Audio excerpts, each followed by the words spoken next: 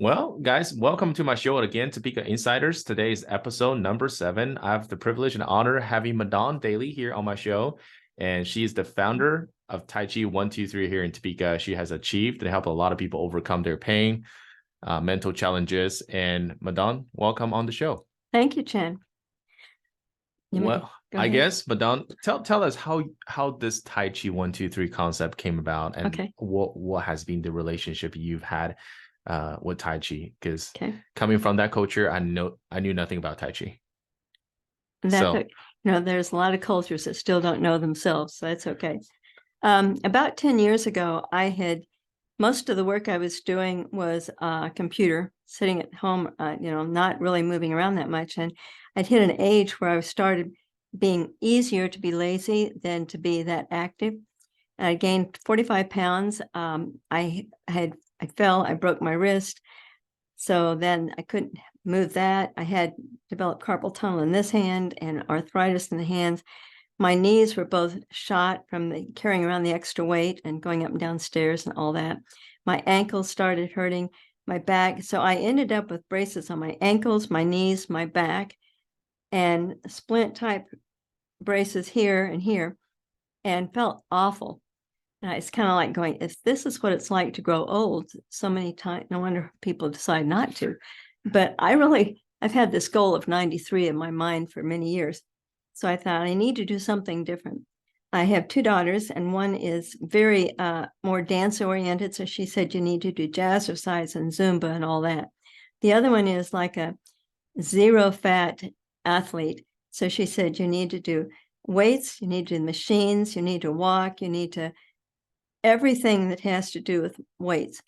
And so I was doing 12,000 steps a day, plus at least an hour of some sort of a dancing, moving kind of class, at least an hour of weights and all that sort of thing. Wow. I lost 0 weight. And from doing all of that stuff? All of that, no weight came off. And I just felt more and more pain.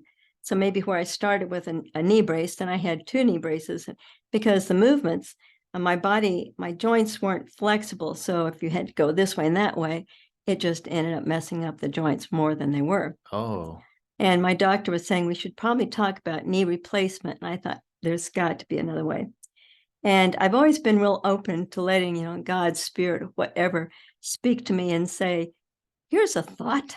Mm-hmm. And so I was going through the YMCA, having completed one of my routine things, and I saw a flyer that said Tai Chi. And I thought, that has always felt like something I should do, kind of an innate of a feeling inside that says there's this thing called Tai Chi, and that's what you should do. I knew nothing about it, where to find anybody, and I saw this flyer. So I thought, looks like it's convenient. I better check it out. Mm-hmm. So I went to that, and I felt better. And then they had 4 classes a week, and I did all 4 classes a week. And within about 3 months, the braces started coming off. I didn't have carpal tunnel. I didn't have arthritis anymore. And the more I did it, the better I felt, until I started thinking, instead of this age, I feel like I'm 10 years earlier, and then back and back. So that now, 10 years later, I feel about 30 years younger than I am. That's incredible. And the more I do it, the better I feel. So it's kind of a symbiotic relationship. I love leading other people and helping them feel better and have better health. This way, it's easy. It's just such an easy way to gain health. How long ago did you start that? How long ago did you see that flyer in It was almost 10 years. Here in Topeka? Yeah, at Southwest Y. Wow. Yeah. That's incredible. So I started going there, as I said, 4 times a week. And then the instructor said, would you like to become an instructor? So I said, yeah. So I went to a weekend, kind of like weekend warrior certification program. And I went to that and got one. And then I started substituting for her sometimes. And then there was another kind you could take. So I took that one. So I took like 4 or 5, the ones offered by Dr. Paul Lamb. And Dr. Paul Lamb's biography, in a nutshell, his parents went outside China, but the tradition was that if an elder of the family needed companionship, they could have one of the young children come live with them. And so his grandmother said, I want this one. And when he was 2 years old, he went to live with his grandmother and hardly ever saw his parents again. I think they were in Australia, maybe. I can't remember for sure. But anyway, that was during the time of Chairman Mao's taking over and getting rid of the different classes of citizens. So his grandmother, who'd been very wealthy, was stripped of all of her property, her houses, and she and Paul and an aunt and an uncle were given a room about maybe 5 by 8 size, just a little over the size of a very small bathroom to live in, and 1 cup of rice a week. That's all they had. 1 cup of rice for all of people. Them. Wow. And one tiny little, like a little bathroom window, a very tiny window. That was the only encounter with the outside world. He was not allowed to go to school. Sometimes they would drag his grandmother out in the street and beat her and call her names and then send her back in. But that's how he grew up from the age of 2 until he was about 13. And at 13, some relatives, they basically helped him get out of the country and go to school. But because of the malnutrition all those years, he was very small, very weak.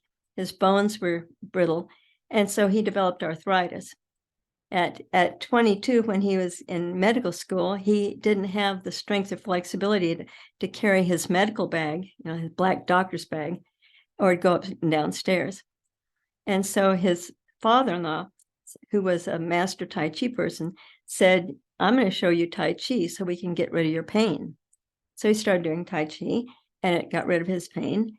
And as a family practitioner, he had his patients doing Tai Chi, and they got rid of their pain and their arthritis and their joint discomfort. And so he started teaching people worldwide his systems of Tai Chi. And so that's what I did first. I learned about, I think, 4 or 5 of those, certified to teach those. And that, I loved it. I liked it, but I kept thinking there's something more to it. Because whenever you get into the Eastern medicines, there's always, it's not just what you see, it's what's going on inside. Right, internal. The balance and all that stuff. It's the balance internally. It's not just balancing right here, it's bringing in the power inside. And so I started studying Qigong. I studied different kinds of Tai Chi. And the family, I mainly used from the family Yang style. That's the one of the famous styles, right? Yeah, very one of the famous. Okay, now very popular. I remember some of the stuff that I got growing up learning. Yeah, here and there. Yang, and it's the one if you travel someplace, it can be San Francisco, New York, or in China, and you see, grassy knolls with people all doing the same movements in unison early in the morning, because what China did is just to say, we're going to give social, everyone gets medicine for free, doctors and all that sort of thing. But in the meantime, instead of what we do here, they said, but we're going to make sure you're healthy. So we're going to have everybody is required to do this system of exercises, and that will reduce your blood pressure, that will reduce the stress in the body, and you'll have better health and more longevity. So the government's keeping the cost of medicine down, way down. So they're giving it to everybody, but it's almost free because everybody is out doing Yang style Tai Chi every morning. So the medical research from every place in the world is just phenomenal, showing the benefits of Tai Chi. I know for a long time, it seems people have thought, well, it's just a bunch of California tree huggers wanting to say, oh, let's just go do this and that. But there's so much more to it.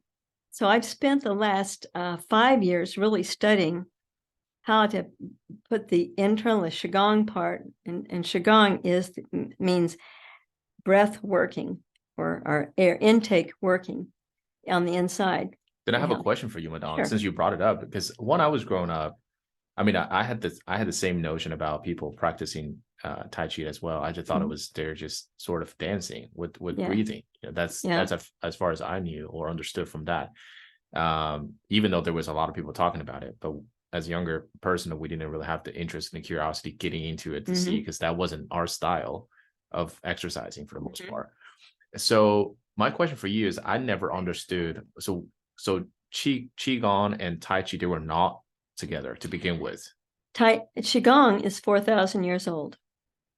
And So Qigong, its own practice. it's its own practice, but out of it came Tai Chi. Oh, I did not know It's that. a direct descendant of Qigong. And it's like, the Qi is your life force from the breath. And so it's always about bringing in more air, expanding it, letting your shoulders and everything relax. If you go to a temple or someplace where they're learning Qigong, everyone would just be standing perfectly still, but relaxed, not moving. And they may stand there for 6 hours and all they're doing is breathing. And you're kind of going, do you ever move? But they're breathing and they're bringing in the air and they're letting it. They learn how to push the air through different parts of the body, whether it's through imagery or whatever. Let's say that my elbow hurts. So I'm going to inhale, get down in here, it gets warm and fuzzy and swirls around. And then I'm just going to, like I'm taking a handful of warm butter, bring it down and just let it seep down through the muscles into my elbow where it's hurting. And I just let it flow and get warm and soft and think good, positive thoughts about it. And then pretty soon it will just let go and the pain will be gone. So Qigong is using the breath to get rid of pain and illness. And then very little movement. Very, very little movement. Okay. And if you look at it's kind of like, let us imagine you come to a show that says, come watch the Qigong people. And you come and they part the screens and there are 30 people standing there. And after a while, you're saying, is there more to the show? Right. I paid a good ticket just to come and watch 30 people. So they created some hand movements that kind of tell a story. So it's really in Qigong and Tai Chi, all the work is done from the hips down. Everything else stays completely relaxed. And if you move your hands, you're moving it with as if there was no more power than a straw or a feather. And it's all the power and energy from the breath that we set to work inside. And instead of, if we look at how it works, let's say there's a piece of wire, straight piece of wire, piece of wire. And then we bend it a couple times, so there's some waves in it. And then maybe we smush it a little bit, so the waves get taller. And then we curve the ends of it. The next thing you know, it's a slinky. And a slinky, if you put it in it comes in the box and you open the box, it's going to go boing. Right. Then you push it down and it goes boing. So you compress the energy and then you direct it and let it go. So with the slinky, maybe you put it, on the step and let it go and it goes there. And then it comes down and compresses. And then it goes. So it's compressing and like that. And that's what we're doing. We inhale and expand. Then we compress the energy in with an exhale. And when you exhale, you're relaxing everything, but just this area is working. And then you direct the energy out, like through your hand.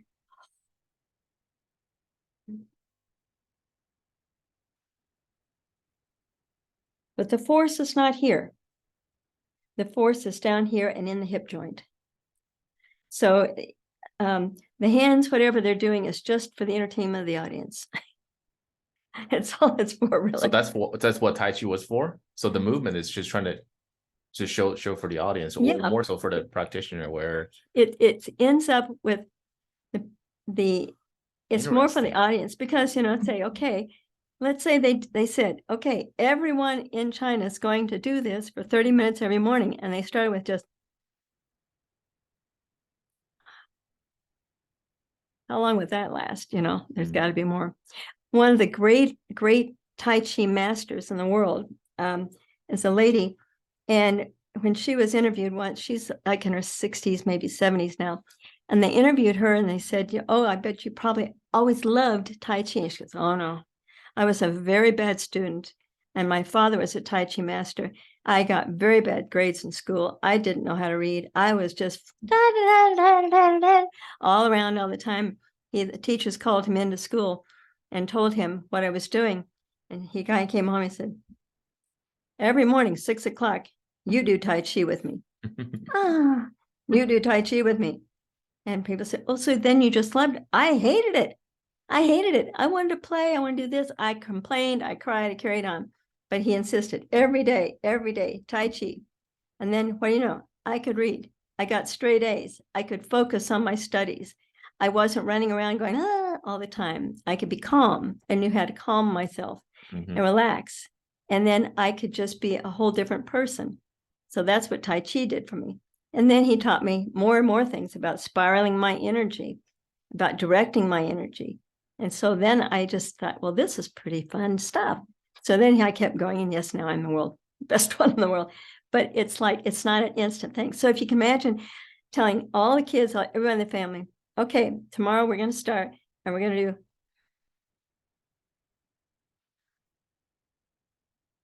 There would be some of those kids in the family going, la, la, la, la, la, la. So that's why I said, no, give them some movements to do. That's interesting. So that's how Tai Chi came about, like thousands of years ago in China. 2400. 2400. I didn't quite understand or remember. I think it was just one of those Tao people or Tao practitioners, or that was a indigenous religion in China, and then he maybe just picked up Qigong one day, like, we're going to add more stuff to it. So by practicing Tai Chi, so you got rid of pretty much all your pain. All my pain. I don't have any pain. Wow, that's incredible. And then, of course, obviously, you didn't go through the knee replacements. Didn't do that. No, I said there's got to be a better way. And the more Tai Chi I did, the healthier everything was. I lost the pain, the weight I gained. So you lost 40 pounds just from doing Tai Chi. Yeah. That's incredible. And it's what a lot of times when people watch others, class of Tai Chi, they may see the movements. This is Sun style. Waving. I've not heard of that style before, because I knew there was Chen style and then there was like Wu, Yang style. Wu and Yang and Chen. Okay. And Chen style has more explosive movements. It's going to have more of the kind of movements. Oh, really? Yeah, it's much more an aggressive. Then Yang style is all just relaxing, making circles, and just letting everything relax. If you've watched the Karate Kid. Oh, I did. Everybody has. Every pen has. If you haven't watched it 20 times, you're not there yet. So, and so Mr. Miyagi, when he just stands there very calm, and then when the kids are picking on Ralph, and he jumps down, he stands there and just waits for him, and then they do something, he goes,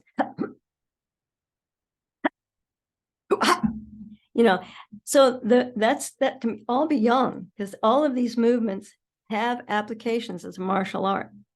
So if someone takes like this and wants to hold my hand, I turn it over, then I can drop it out of their grasp.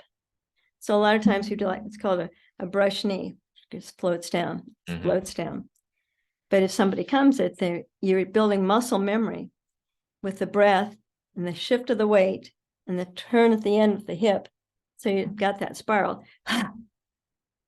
By doing it very slow and letting everything relax. The other part is the relaxation in your mind. Turn all of this chatter off.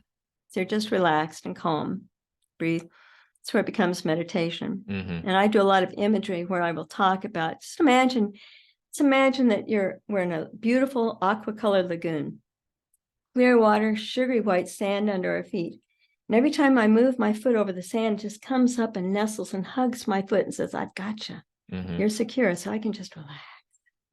And over here, it does the same thing. And maybe the wave just gradually takes my hand and moves it closer to the shore. Then it drops it and it goes back to the depths for more energy. So just make it that kind of thing. So it's easy, relaxed, calming, and we're building muscle memory. We're adding flexibility. We're lubricating the joints. So we're getting rid of uric and lactic acid and calcification. So all the joints become stronger, more flexible, relaxed, but we never hurt them. That's another thing with a lot of times in Western exercise programs, it's no pain, no gain. Pull up, bootstraps up, you can do 10 more, come, grind it out. And it's based on this. I have a strong background in psychology and learning theory. And if someone is under stress, that's not the time you want them to learn how to do something. They're just stressed. Capacity is gone. Exactly. Capacity is gone. Exactly. It's all gone because their brain is off going this way. And so the Tai Chi realizes that. So whenever they want you to learn something, you're going to be completely relaxed. I call it making friends with the fawn in the forest. Inside each of us is that little brand new baby. And when we're laying there and we're maybe putting our toes in our mouths, and if we just blow bubbles, everyone thinks, oh, you're so cute. Oh, so nice. Look at the baby. And then you're just enjoying all this. And maybe a dog barks, the doorbell rings, somebody drops a pan in the kitchen. There's this startle reflex. And everything goes tight. What was that? And after that, you're always kind of going, is it going to happen again? So we go from that fawn's going, hey, here I am, to being wary, to being concerned. When's the next shoe going to drop? And then we bring in all these metaphors and colloquialisms in our language that says, when's the next shoe going to stop? Buck up, stand up straight. I've got the weight of the world on my shoulders. And the body responds to that. If you say, oh, I've got the weight of the world on my shoulders, your shoulder's going to feel like, okay, I got to be like this because I've got the weight of the world. And so we put tension in what we say. My boss is a pain in the back. My so-and-so is pain in the neck. That's so interesting, Madon. So That's we tell the body where to hurt, even though we don't realize it. And we say, so-and-so is, and if that part hurts, then, it's going to, the more you say it, or you say, my boss is a pain in the neck. And then you almost look out saying, is the other shoe going to drop for that boss? Boss, oh, he did that. Oh, he's just picking. Because you already set the tone. Right? You already set the tone. It's not this, it's this. So you just more and more wary. So that fawn in the forest, instead of going out and being happy, becomes like he's hiding under a bush. Like, I don't trust you. Last time I trusted you, you told me it was fun to jump out of a tree, and I didn't, I got hurt. So I'm not trusting you. So our job at this new attained age and new attained body is to make friends with that fawn who's hiding in the forest. So when you relax and just breathe, let everything go, and just let yourself, your body unwind, then that fawn will gradually say, okay, I didn't get hurt. That was okay. I kind of like that. That was kind of fun. And your body will gradually let go of all the tension it holds different places, including arthritis and everything. I like to work with veterans. I'm going to be starting a new group with adults on the autism spectrum. Right. I was just getting there. So if you guys did not know Madon before the show, backtrack just a little bit. Thank you so much for sharing the bio. So she was a teacher for a long time. So that's why she was able, to my understanding, to incorporate a lot of the techniques into even teaching Tai Chi to make it more comprehensible to a lot of people to understand. Yeah. And also because she has really creatively turned the Tai Chi into a charity to showcase, help people in our community at pretty much no cost. And thank you for doing that for our community. So what stemmed that helping veterans along with Tai Chi? What was the first incident? The impetus for that? I have to take a drink first. I should have done it while you were talking. No, you're fine. Go ahead. It's a very relaxed show here. So Madon would have different events at different locations throughout town, focusing on helping veterans in our community reduce stress and help them get back on track. And just the last few minutes to just really kind of stir up some of the stuff I knew of my culture. I grew up in China, so I was in the Eastern culture for the most part for 20 some years. It was a completely different philosophy when it comes to healing and dealing with your body. But the sad thing is, a lot of Eastern countries, Asia countries, they got rid of the cultures they had. They now, I'm not saying that the Western medicine doesn't work. It's different philosophy. When you have different situations, you apply different philosophies and they will have different outcomes. And but there are a lot of diseases that Chinese medicine cannot cure. The Western medicine can have the means to do it. But one thing is the internal chi that you move around, that would I guess wake up your natural healing power your body already had to begin with. Well put. So thank you for saying that, by the way. Yes. So sure. I mean, it just but I don't feel like a whole lot of people in China today are still practicing Tai Chi that they inherited many, many years ago. And it's interesting historically because when Chairman Mao came in, realizing that if people could learn from the local, monks or whomever, the local healers, to take these herbs or whatever, or do these movements, take rid of pain. He says, I want them to know that I am the place they come for information, for knowledge. So we will create something, and this is what they will do.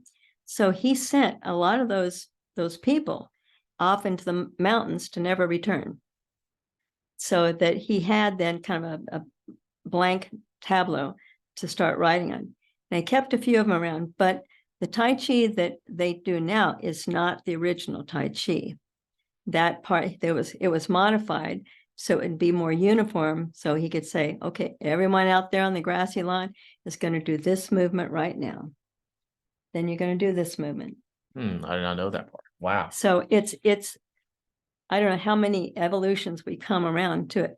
But the other thing is when you just do the movements, you'll get about 40% of the healing effects of Tai Chi. You're going to get... Without the breathing part? Most of the time, they don't focus on the breathing.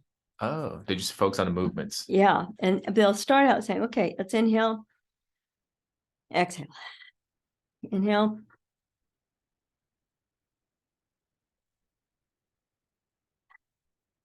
hand up. Now we're going to go this way. And then now don't forget to breathe. That's kind of it. I mean, I emphasize, okay, we're going to expand like a hot air balloon, a little taller. Then as we exhale, right here, let it all go. A little turn of the hip. Inhale, taller, expanding, fill up on each movement. So we're expanding lung capacity. I've worked with paraplegics in Colorado on Zoom. And even though they couldn't feel anything from here down, we expanded their lung capacity, which helped because they had breathing problems. They had, just the normal sort of thing that, if you're not breathing very well. And just because we were saying, okay, and they may not have felt it. And they would say, I can't feel it. Why am I doing it? You can't feel it, but your body knows what's happening and your body will respond.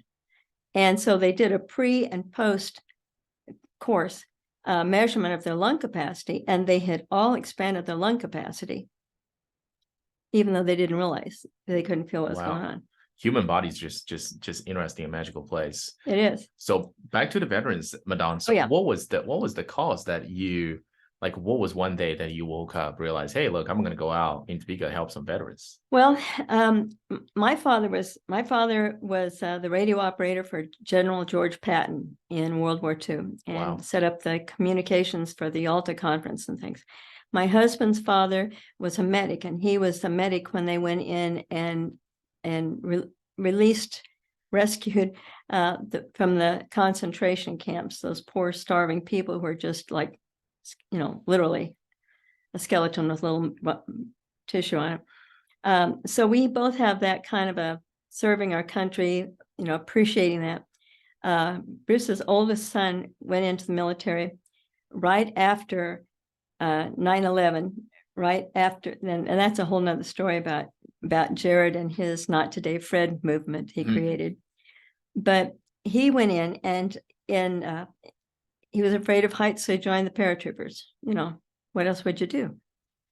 And he had tours in Afghanistan, Iraq, Afghanistan. And then he was a medic by that point. And then he went back and was the floating medic for the night patrols in Iraq. Wow. Yeah. Wow. Wow. Very much wow. Yeah. And being that he saw put together people or wasn't able to put together and all that. So much. So I greatly admire what the people that are saying, I'm willing to put my life on hold and maybe it's gone in order to go out and help my fellow man and my fellow woman, as a soldier, to march for my country, to do all these things that are dangerous in order to help secure safety and peace for my country. So I thought, well, I want to help. What can I do? So I thought, I know Tai Chi Tai Chi helps pain. It releases pain. It releases tension, memories, flashbacks. I've had a lot of things in my life where I had a lot of flashbacks and things like that, where it would just almost torture me to death, whether I was asleep or awake. And so that the Tai Chi really just helped me. I started meditating when I was in 1974, but the Tai Chi with that just really helped me get away from all that, just kind of set that being aside and be this one. So I thought, well, keep reading. I like research. I keep reading, statistics and all that. The VA says 60 to 90% of all pain and all illness is caused by tension and stress. And, here we are, we always say, oh man, I got so much tension for work, but oh, well, I mean, we kind of, oh, well, that's life. Mm-hmm. It doesn't have to be. Right. And if that tension and stress from the work environment or whatever is causing you illness and chronic pain, so you just kind of say, what is it worth? I might as well die. We had Bruce's middle son committed suicide when he was in 7th grade. Sorry to hear that. And he and his buddies, who knows why a 13-year-old would get the idea that they just make a suicide pact, that each kill themselves at different times. Don't know. But, you really more and more get an understanding of how one teenage kid could be affected by whatever's going on in his life, that it's time to just leave it.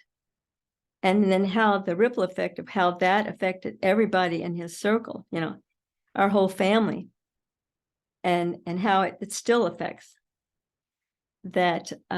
It's been 20 years, 25 years, I think. So it's just a huge effect on people, and they don't even realize it. And we kind of slough it off like, give me another drink, do me, whatever. Mm-hmm. Things. I'll just go out and work out harder. And if more crunches, more pull-ups, whatever. So I'm hurting my body, by golly, they'll make that go away. Not yet. Short term. But nobody keeps doing all that cult, cut figure forever. CrossFit, all that, whatever they want to call it now. Yeah. Right. All of that. At some point you say, well, I'm going to skip this week, and then next week, and then but with things like Tai Chi, you can do it anywhere. There's no special equipment. There's no special clothing. You don't have to, it can be done in a space of a half bath. It can be done seated. Mm-hmm. You can do it in an airplane seat. Right. So it's very easy to do and adapt and modify to wherever you are at any time. I mean, I tell people, it's like while you're waiting, that 90 seconds, you're waiting for your coffee to warm up in the microwave. It's a great time.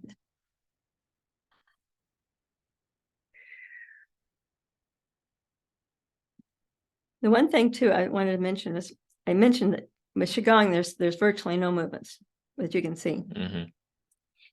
And Tai Chi, a lot of times when people start it, they're going da da da da da da da da da, and that's, they're not getting into what Tai Chi really is. Tai Chi is really your breath, relaxing every part of your body, and just being aware of how that feels. And if some part gets tight, just being aware that that's getting tight, so you can put some air and just relax it down. And they forget that, so they just think it's all this business. That's just what you see on the postcards or something. So how many veterans have you helped in our community so far? Like, how many people have joined your classes? Oh, I have a lot of people that are not veterans, but they might be spouses of veterans. Mm-hmm. I've probably got, I don't know, 50 or so people. Wow. I have some veterans that do it through Zoom, and wonderful stories there. One who's in Overland Park area, I think it's Roland Park, he'll correct me, and the others in Leavenworth. Been doing it on Zoom for about 3 years now.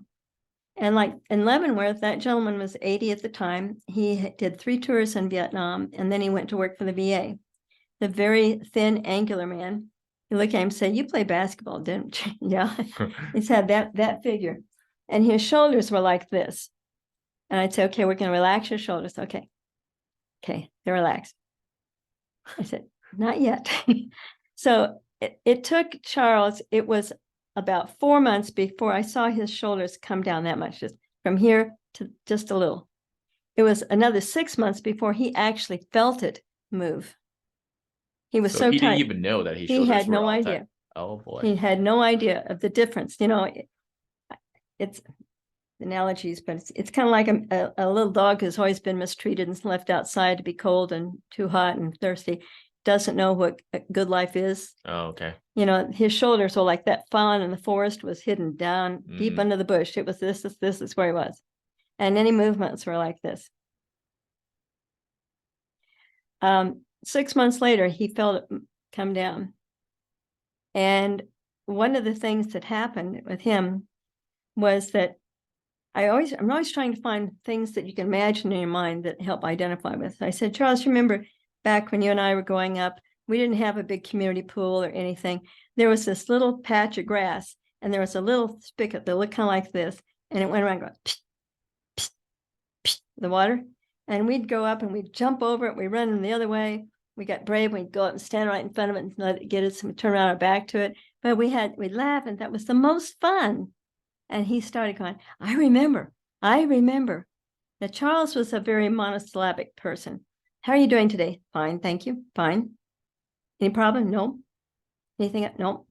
Yes. I mean, so when he said, I remember that, he started smiling, and then his whole personality has unwound, and he chatters and he talks and he tells stories tells about his life and his family and all that, where before. And now when you look at Charles, he's just like this. Relaxed. He's relaxed and he can feel it. And so I can say, how does your elbow feel when you do that? It says, it feels okay. There's a little bit of something right here. I said, okay. Now feel it difference when we roll it this way. Inhale and then relax and roll it that way. Do you feel the difference? He says, yeah. I said, so we're going to do it where it's this way and it's relaxed. Okay. So you learn in the part of the breath first, and then the relaxation, then the awareness. So you get where you can be aware of, if I hold my arm this way, it has tension here, but if I go this way, it's not. So if you're feeling a little tense, what are you going to do? Little tiny things like that if you ignore them, will immediately send more tension, build upon whatever's there, and it'll just stay there. Ken is in Roland Park, and Ken he'd had both hips replaced, like both knees. He had COPD. He has arthritis. He was on 4 opioids a day for pain. Wow. And he'd done Tai Chi for 40 years. He started in the 60s doing, he was on the West Coast in California, did all the groovy stuff then. And so he had a vast knowledge of, especially the martial art application of the Tai Chi that he had done. So what we were doing, just breathing and all. And first thing, within a few months, he told me, oh, by the way, I quit taking all the opioids. So he didn't know the breathing part of Tai Chi, even though he did it for 40 years. Because most of the time, if you're doing the martial art, it's like anything else. You're going to just the movements. And the movement, and you may say breathe, but it's still up here. The center of gravity is down here, what we call the dantian. Right. You need to let your chi to sink into it. Furnace. Right. Now remember that stuff. Yeah. Inhale, put all that heat, the energy down in here in your furnace. So he started moving it down. He at that time we started, when they replaced his right hip, instead of cutting vertically to get in there, they cut laterally across. So it had severed all those muscles and tendons.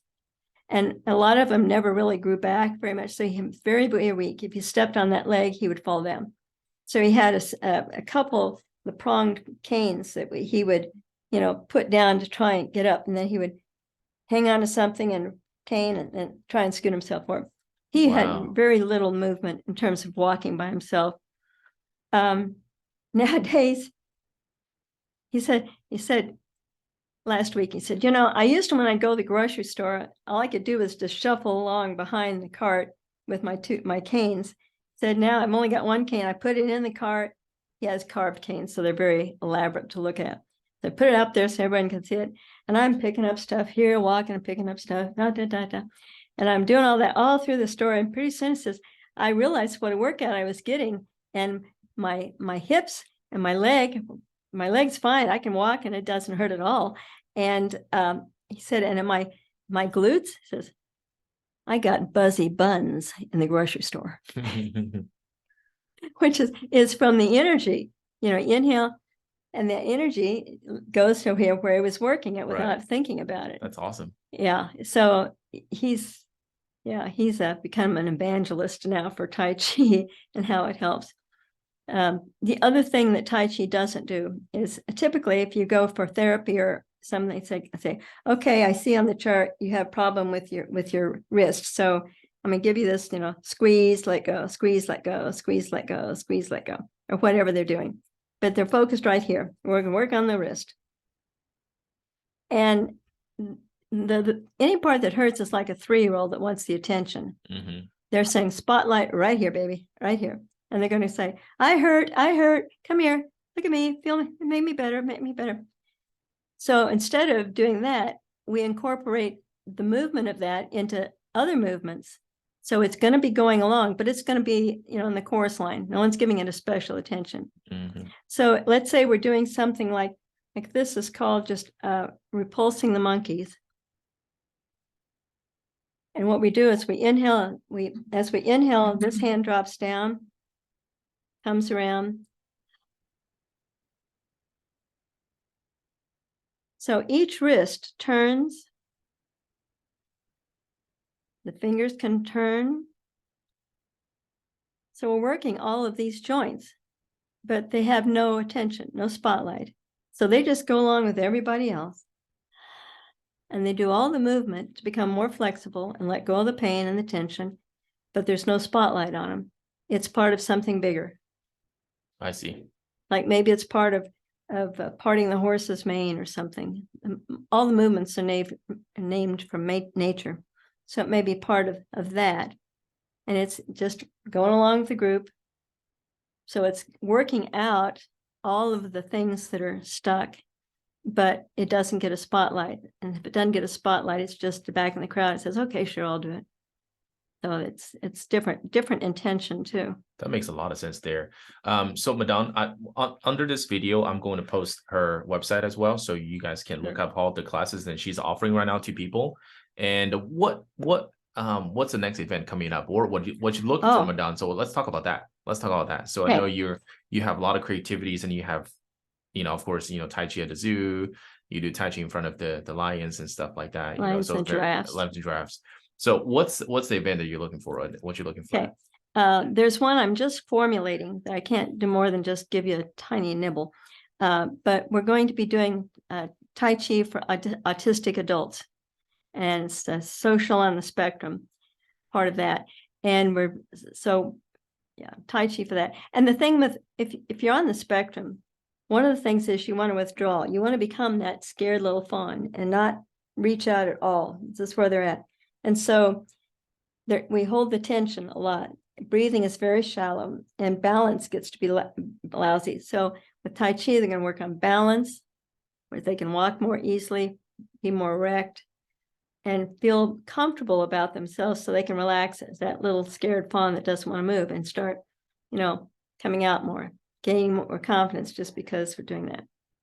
So that's the first thing.